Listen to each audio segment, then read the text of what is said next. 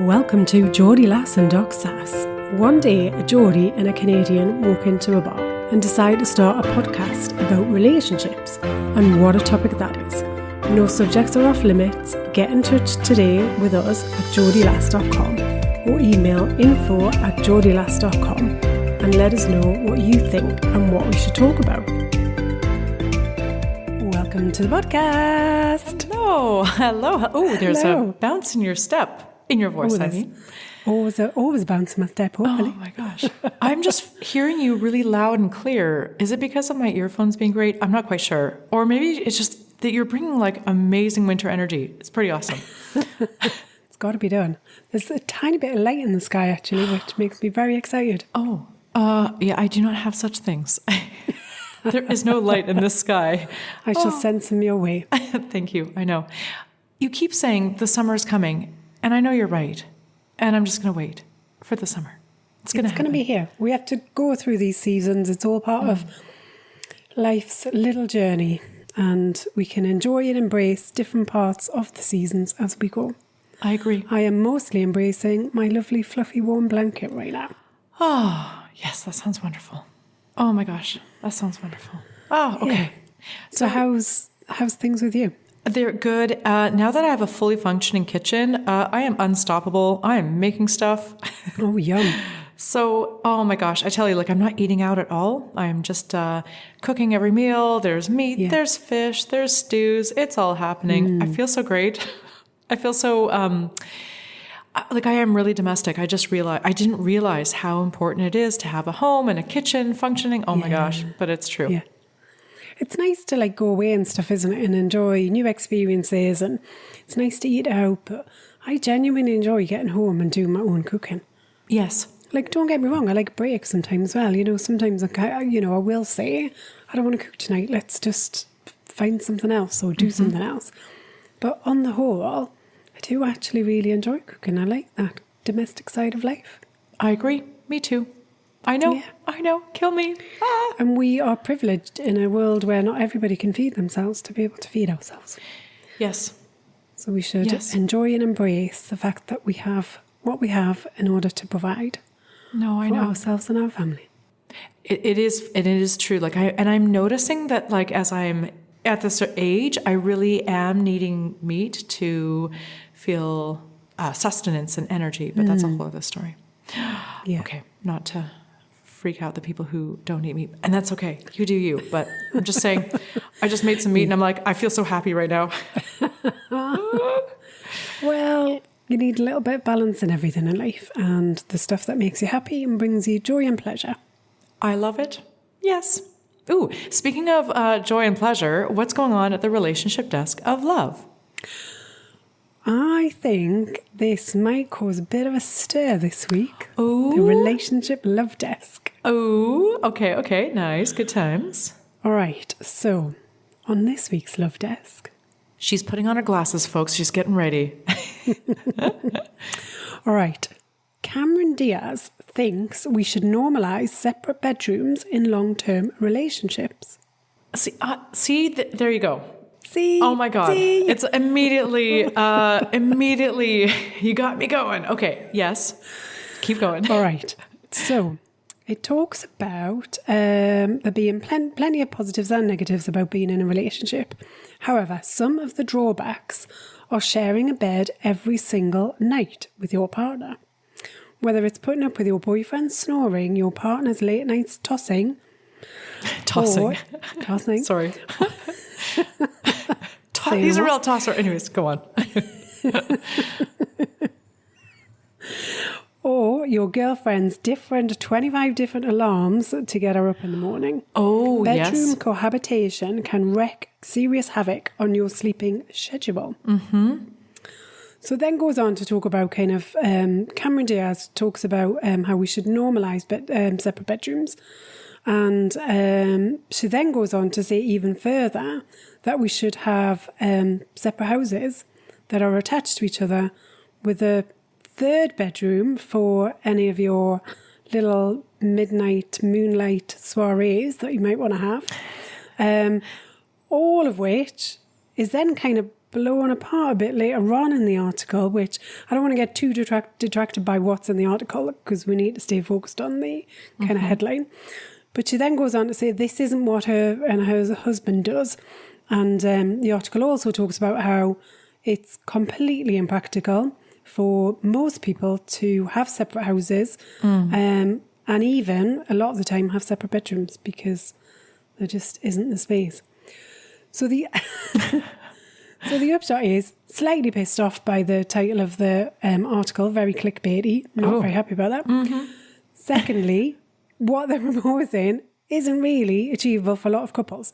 However, I want to get back to the first bit, which is separate bedrooms, which is the kind of the start of the article and the story. Correct. So, Q, Anna, give me your thoughts. Okay. So here's the thing. Like, I have a foot in both camps. As a physician, I see a bunch of people who have things like sleep apnea or various or sleep sensitivity, where the slightest stir of their partner interrupts their sleep and so forth. There's people who work shifts. So there's many, many reasons why some people would arrive at and have found sleeping separately to be marriage saving, for sure, or relationship saving. If somebody is diagnosed with sleep apnea, it's really important for them to wear if they're using CPAP, to be able to use their device. And it is kind of like a blowy machine that's going all night, right? So it can change the game for, well, not that kind of blowy, unfortunately. Oh, man. So, that has been the decision to sleep separately really has been a game changer. Oh my gosh. And I've spoken about this recently. The problem is, here's my problem. I can see the point. It can be a saving grace. I just don't trust that we are all that great at the communication. And I feel like it is a decision that is foisted upon one person who doesn't feel allowed to sort of say or to talk about how they're disappointed. I think the way that we communicate around it has a lot of potential to be disappointing and hurtful to somebody, and they may just swallow that back and not talk about it. So I don't fundamentally disagree. It's just so, we have so much, societal importance placed on sharing of a bed as being a litmus test or, kind of like a indicator of good health of our relationship. It shouldn't be this way. But I am somebody who finds the bed to be very important. I have a lot of dreams sort of like wrapped up in the bed, in the relationship or marital bed. So that's me and my feelings. Where do you stand? So I agree with the kind of principle that definitely, as you said at the start of the podcast there, you do you, right? Like whatever you choose to do in your relationship is 100% up to you. We all have different combinations. We all have different activities, different ways of being in our relationship. And that's entirely up to you and how you choose to live your life. What I would say is, you've highlighted the communication aspect there. What I would highlight is the connection. So for a lot of us, going to bed at night and having a cuddle or waking up in the morning and having a hug, it's not all about kind of the sexual interactions that more often than not happen in the bedroom, but it is about that kind of closeness, that connection, that kind of, sharing a bit of a kind of laugh. So we joke about the window of opportunity in our relationship to get to sleep. So if one of us kind of starts laughing or chatting and the other one was kind of just about to drop off, it's like you've totally missed the window of opportunity so now. True. Like we are never going to get to sleep. Yes, that's true. But that's kind of like a fun moment. It's, and obviously eventually you do get to sleep. Don't stay awake all night. It's not good for you. But so it's those kind of little shared special moments. Now, if that's not important to you and you can get your connection elsewhere in the relationship and you've done kind of all the things that Anna's suggesting around communication, happy days. If you can still have levels of intimacy, whatever your level of intimacy choice is in your relationship, again, kind of your choice. So as long as you are both fulfilled and connected, I think the challenge for me around the separate bedrooms is that kind of onset of just roommate syndrome that kind of kicks in. Like, can you in your relationship wholeheartedly say we can have separate bedrooms and still feel like we are fully connected and a couple on every other level, and we don't necessarily need to stay in the same bedroom at night? We still feel exactly the same. In fact, some people would say it does enrich and enhance their relationship because they haven't got that kind of lack of sleep that's laying on top of maybe some of the other issues that they're too tired to deal with. So I can see how it can work, absolutely 100%. If it's not right for you for whatever reason and you can't kind of create a full-bodied relationship around that, then that's maybe not the place you should start, is separate bedrooms. Let's start with some of the other things that are going on in your relationship first. Get that on a solid footing before you kind of say, actually, let's give it a try. Oh my gosh. Oh, there's two things that I feel like this has turned into a full-blown hot topic, by the way. I know. Oh my gosh. Okay, so you've just totally illuminated me. Like, that is the thing, is that roommate syndrome is right around the corner. Like, you have to be so careful. And I like to think of it like if I feel friend zoned in my relationship. Oh my God, that's a terrible feeling. So just make absolutely sure that this is not creating a roommate dynamic. Love it. I totally agree with that. And number two is, don't let that be the first thing you work on, because totally, it may not be a big deal to you, but it could and probably be a really big deal to your partner, and that could feel like the beginning of the end. I think the other thing I would say to kind of add to that, when we're saying kind of don't make that be the first thing you work on, it doesn't have to be like a all or nothing approach. Sometimes I kind of think like, I've got to set my stall out. I've got to say, this is how it is. What if it was just kind of like every so often, or when you're absolutely bloody knackered and you go, oh, your partner's got to get up super early the next day, and you say, do you know what, I'm going to sleep somewhere else because I'm up at 5 and I don't want to disturb you. Like, you know, it doesn't have to be an all or nothing, or it could be, I haven't slept for 3 nights. You know, we go through different hormonal changes in life. I can hold my hand up to that right now. And sometimes you just say, do you know what, 3 nights in a row, I can't do this. Like, I just need a quiet room where I can put a meditation on. I need it maybe at a certain temperature that isn't a right temperature for you, or whatever it is.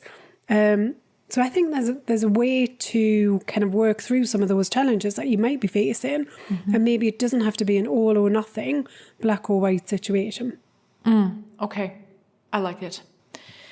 We should probably take this up also on a hot topic, but I love it. It's gotten me going.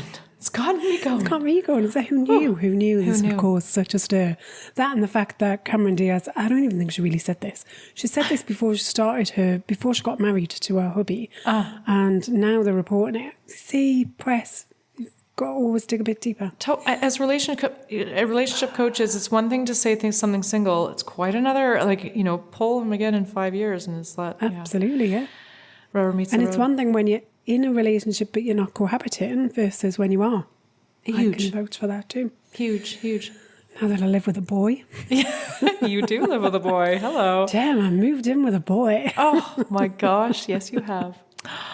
Oh. Right, I am going to chivvy us along to a hot topic, miss. You've got it. Oh.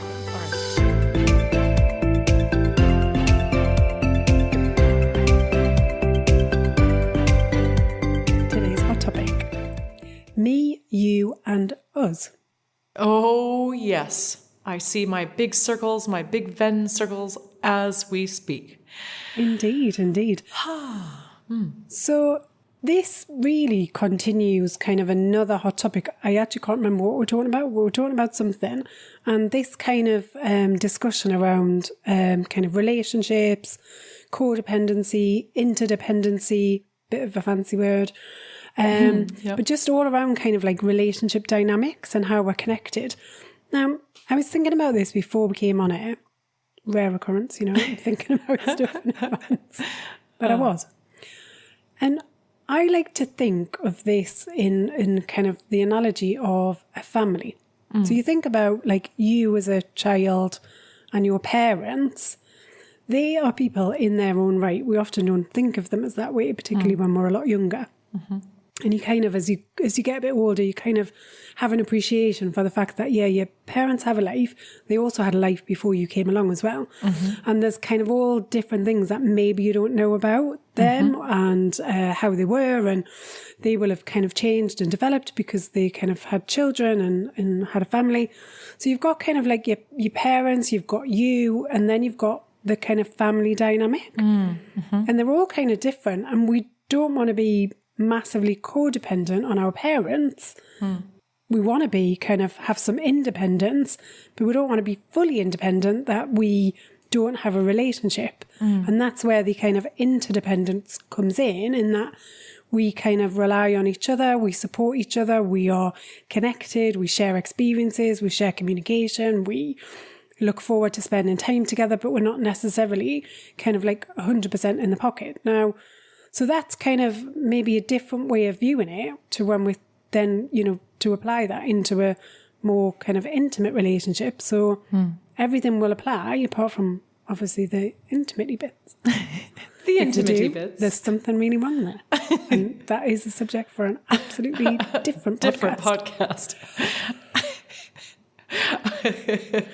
Large emoji of like gritted teeth and eyes wide open from Sarah's side. I'm really not sure what's happening right now, but anyway. You got us into this. That's usually my role. Honestly, there's something. Do you know what? The tables are turning in 2024. They are. You're becoming a sassy one. Oh my days! Right. I know. Got to get back into a normal groove soon. Well, you're living with your man. That's the thing. Oh man. So anyway, back to me, you, and us. I love that. Yes, I love it. I think of large, bouncy balloons. And to have a healthy existence, you want to have all three of those balloons in your life to be nice and full of air. And if you imagine one balloon, like, those, I was at the airport recently, greeting somebody very special.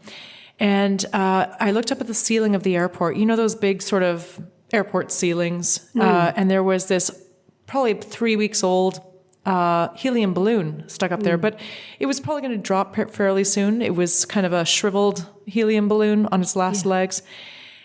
If that is one of your circles, namely, if that's your I circle in the I, you, and us circle triad, this will not be a healthy arrangement. And so that's what I mean by all your balloons, you want them nice and full of air. And to keep them full of air, you have to keep putting effort and time and air into them.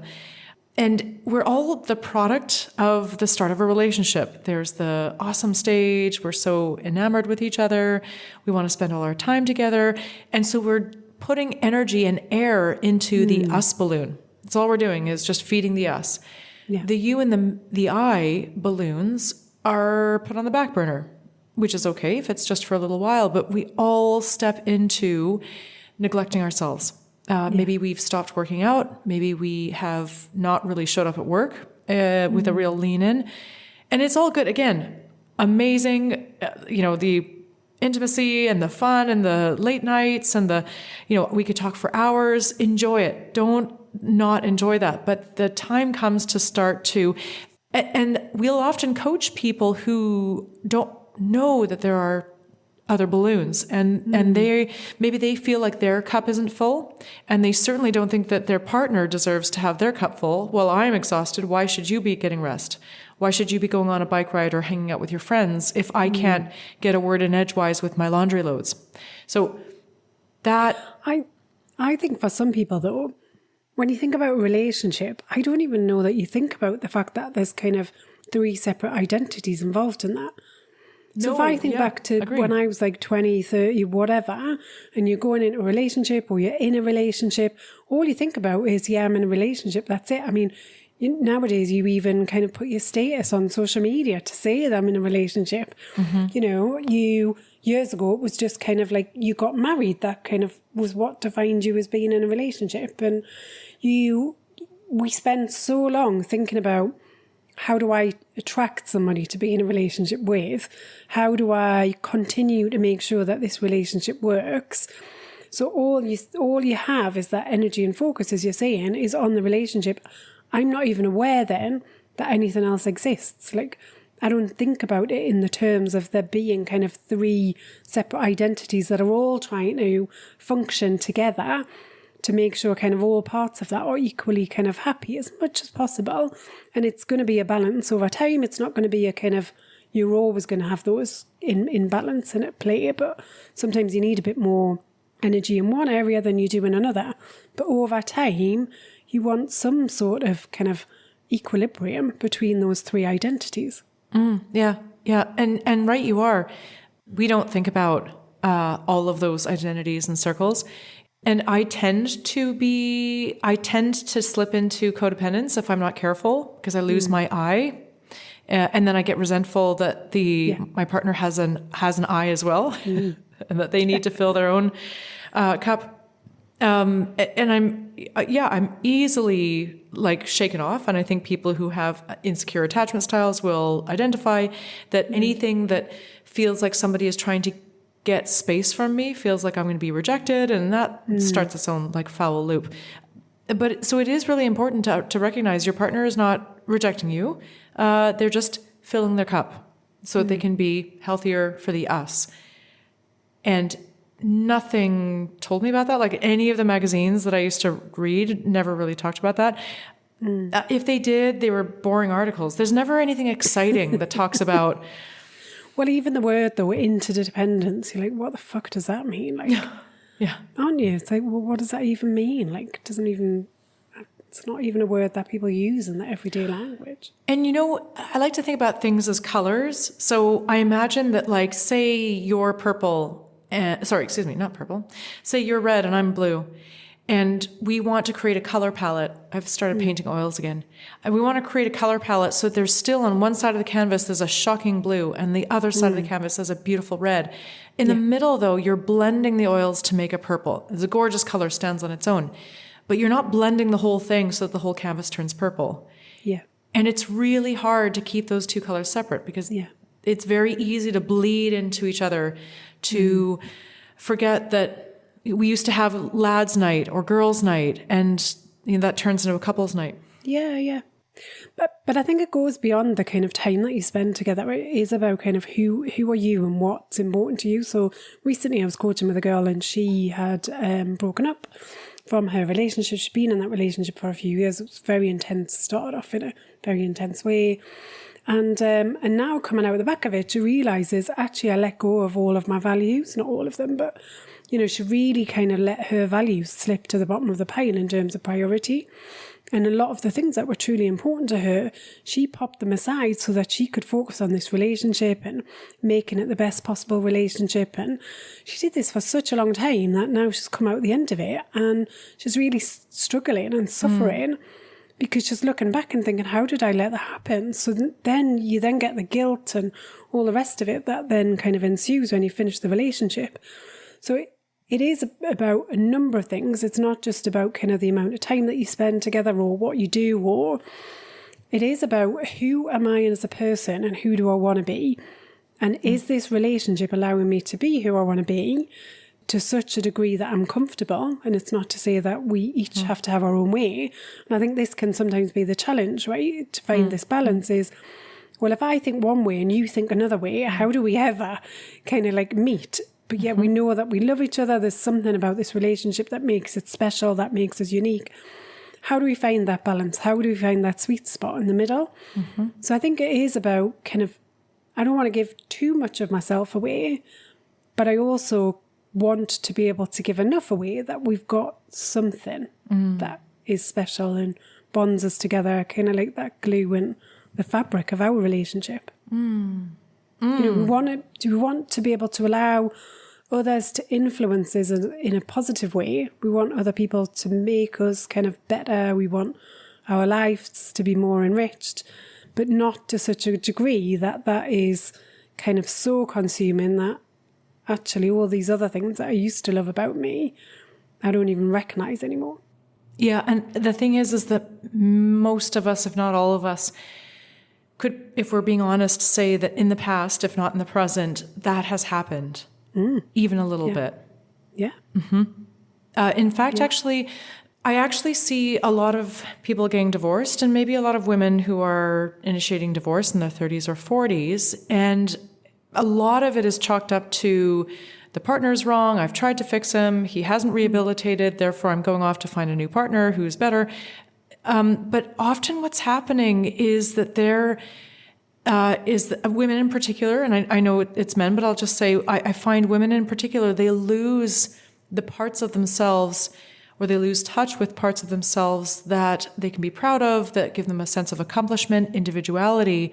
And they've kind of got lost in the sauce of the various things of their life, of being a mom or being a partner or so forth. And they want to break free and get back to themselves, but they don't feel like they can do so in this relationship, or they feel that the relationship is somehow holding them back. And in some cases that's true, but the reality is a lot of us kind of throw the baby out with the bathwater, that if we were to realize it's not that the relationship is bad and we're great and we're just needing to get out of prison. It's that we are restless for something different, for a renewed relationship with ourselves. It's our crying out to strengthen the I. Yeah. Do you know, today I went to take a treadmill into this fix-it shop because it wasn't working. And I was loath to throw it out because I just think we discard of things quite easily because it's wasn't terribly expensive, but it was enough to kind of want to get it investigated. So anyway, I went down. It was a bit of a tricky process. Still don't have an answer as to whether it can be fixed or not. But as I was driving away, it really made me think about relationships and how much we just kind of go, do you know what, I'm trading it in. I'm going to get a new one. That's going to be so much better. A bit like this treadmill, you know, I'm going to get a new one. I'm going to get super fit with that. And I can almost imagine my life with this new treadmill. Meanwhile, I've got this old treadmill that then just gets kind of popped on the scrap heap to kind of build up in the landfills. Now, it just made me think of relationships. So how often do we invest a little bit of time, a little bit of money, potentially getting some help and support to be able to do it, actually trying to fix our relationships as opposed to just walking away? I mean, gosh, yes. I'm like, wait a minute, I'm still stuck on, you found a treadmill clinic? Fixer? That is amazing. Well, it's not a treadmill clinic as such. It's just this guy. He's opened this fix-it shop locally. And I said to him today, I said, are you kept quite busy with this then?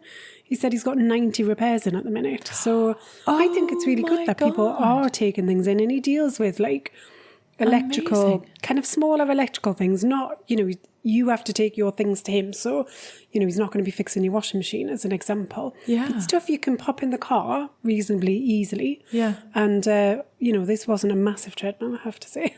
Okay.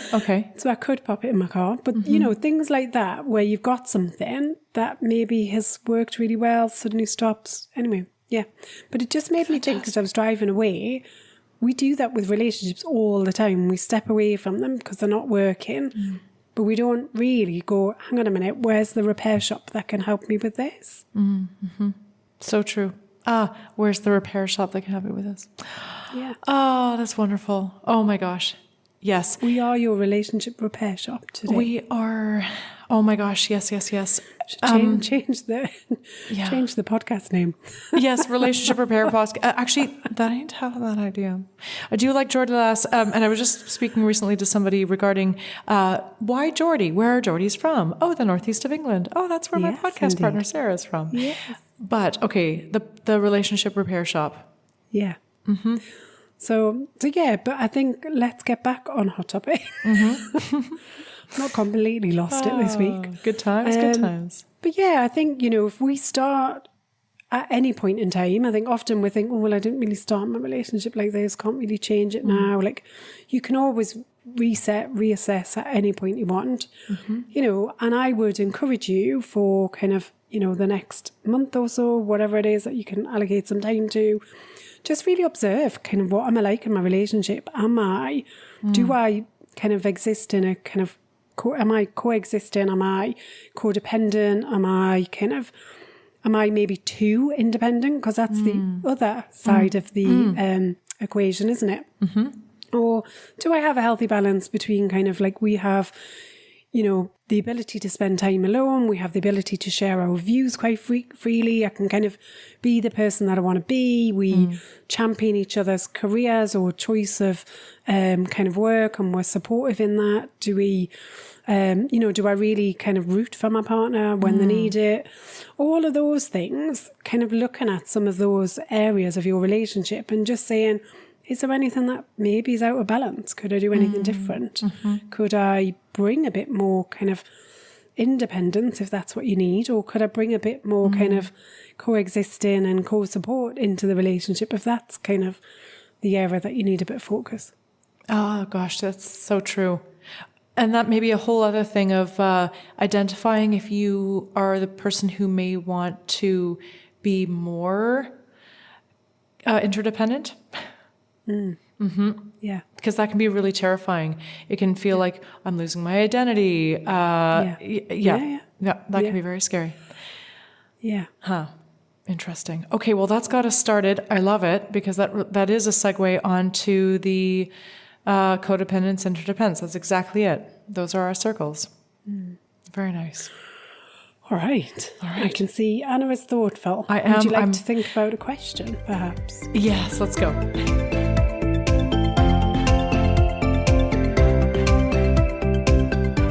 Today's question. My partner is dying and they don't have long left to live. They have come up with this crazy idea that I should hook up with their best friend. I can't even think about being with anybody else other than my gorgeous partner, but they are really pushing hard for this. Oh. Well. Okay. Well, first of all, I'd like to say I'm really sorry that you're in this situation. I think it's one of the kind of hardest challenges to face in a relationship, is to have a partner that is sadly passing away, or that they, don't have long left in this world. So that in itself, I sincerely feel for you, because it's, it must be a terribly tough time. Yeah. And then to have this overlay, this kind of responsibility almost, you've got this kind of last dying wish that's been made. On top of that, I just can't even begin to understand what that does to your mind. Yeah. Yeah, I mean, this is not the thing that we imagined when we got together, or if we took vows together. We did not think about this on that day. Yeah. And I don't think as human beings we're great at kind of dealing with death, handling death. I think that we really see it as it's something that shouldn't happen to us. I don't know, we put so much time, energy, investment, research that happens into how can we as human beings live as long as possible. And if you look at the kind of, the average mortality rates are increasing kind of year on year, and we just continue to want to be around forever as human beings. So I think this kind of particular situation is very tricky. It would sound to me like this couple, I mean, there aren't any kind of ages or things kind of defined on there, but it sounds to me like it's not something that is kind of happening to somebody who's kind of had a very, a great long time together.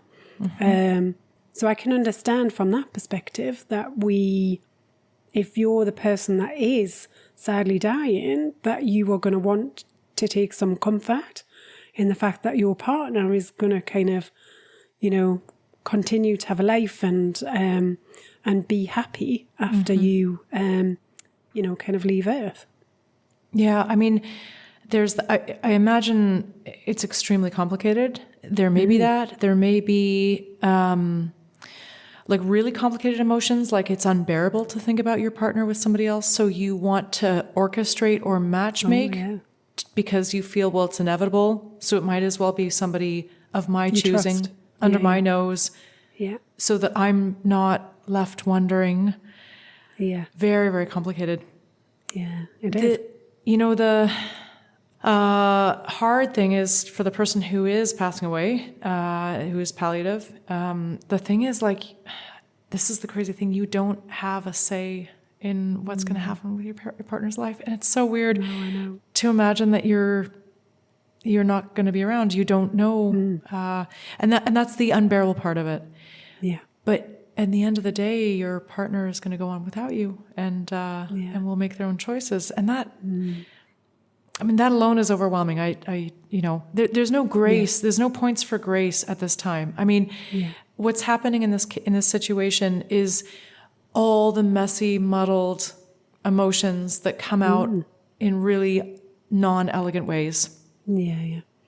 I think, there may be a bit of kind of need for control here, as you say, like, I can't control anything else that's happening to me right now, but if I could just control this bit, then I'm going to feel like I've kind of, finished on a good note and kind of tied up some loose ends there. And I feel like it's, I've got a bit of, I guess, closure for myself in that I know that kind of how things are going to play out. Mm-hmm. Yeah, I mean, the crappy thing, though, is that, well, you don't know if your partner is going to be attracted to this person you're trying to matchmake them with. Maybe they would be attracted to them down the road, but probably not right now. And that's the thing, right? So the partner who is kind of there and trying to deal and process with this, the person that's written in, they are in a terrible situation. Because on one hand, I don't want to disappoint my kind of my partner's last time wish, but on another hand, like, you're still here right now. I haven't even grieved. Like, you probably just... Yeah. And you're still being a caregiver, right? You're at the bedside. You're still, you're there. You want to be kind of 100% in your partner's life and for as long as possible until kind of such a point, that's not possible. So there's kind of stages, don't we? We need to go through stages. We need to be able to... I would imagine at the minute it is about kind of how do I function day to day? How do I spend as much time as possible? How do we make this the most pleasurable experience it can be right now based on the situation? Then after that, you've got all the arrangements that need to be made. So that keeps you again fully functioning, fully focused. And then comes kind of the grieving process. And I can't even begin to think about anything else outside of those immediate needs that are cropping up. Yeah, that's true. Well, actually, maybe just jumping ahead, but probably the most loving thing that you could tell to your dying partner is, I love that you're thinking about me. That's why I love you. But I will take a very long time to get over you. Those are big shoes to fill. Yeah. What I can tell you is that I will be okay. And I'm going to make it my mission to be okay so that wherever you are, you can be rest assured that I'll never get over you, but I will also be happy and okay. But I will not be able to hook up with somebody right now. In time, after I have spent a lot of time thinking about you and grieving you, I will open myself up for happiness one day. I think that would be... probably. I mean, I think that's all you can say in the situation, right? Like, yeah. I mean, very sad situation. And it's crazy. What's crazy is that we are on the cusp of losing somebody, and this is also a time where we will get into big arguments, right? Because there's so much stress and so much sadness and mixed emotions that this can make people get into a big row with each other, which seems like the opposite thing that you want to do with somebody who you have such little time with. But it's a very normal reaction for this to actually provoke a lot of anger. So this not uncommonly happens. It's a very common conversation that happens around the time of terminal illness. And it's very easy to get frustrated and lose your temper and get angry. But at the end of the day, it's coming from a desperate love that has no ability to see through the intent. Yeah. And it's the messy, it's us being messy at the end of our lives. And it's, I think you can absolutely see the positive intent in it. It is my desire for you to be happy, okay, you have my blessing to continue and kind of all of those things. This just kind of takes it a little step further in that, I can see that you'd be great together. And I'm sure in the kind of, in the person that's dying, I'm sure that it makes perfect sense to them. Well, and also, they don't want to see their partner even have a day of grief. You know, wouldn't it be nice for your partner to be able to go from one relationship smoothly to another without a seam, and just go? I mean, honestly, I suppose that is part of our love for each other. We can't bear to think of each other as unhappy. Yeah, absolutely. Yeah. Well, I wish you the best of luck navigating this tricky time. Enjoy the moments that you've got left as much as possible. They are undoubtedly precious. Indeed. And everything, even though it doesn't sound like it, everything is coming from love, desperate love, beautiful love. Yeah. Okay. All right. Well, I am quite the week. I'm pondering relationship fix-it shop, repair shop. I'd love to think about 96, if it's not treadmills, then it would be 96 relationships all lined up waiting for their repair. Queued up for their spare parts. Yeah, absolutely, yes. Yeah. And that's what we're here for. That's right. We're not giving up because, oh man, you get that oldie but goodie machine started back up again. Yeah. Oh, it's got so much. There's so, the machines that were built a while ago have so much more quality to them, right? We can say that. Same as the relationship we're in now. It has so much more quality than the new stuff at H&M. Yeah. Mm-hmm. Well, I think it's sign-off time. I think it might be, yes. It's put some dinner on time. Absolutely, 100%. Yeah. All right, till next time. Thank you, and till next time. So that's it for another week of Geordie, Lass and Doc Sass. We hope you've enjoyed listening as much as we've enjoyed chatting. Get in touch and share your questions for relationship remedies and any hot topics you want us to cover. If you need help navigating all things relationships, Anna and Sarah are available for one-on-one coaching support. Email info@geordielass.com. Please remember to like, share, subscribe if you've enjoyed listening. And if you've not, how on earth have you made it this far? I promise we'll try harder next time.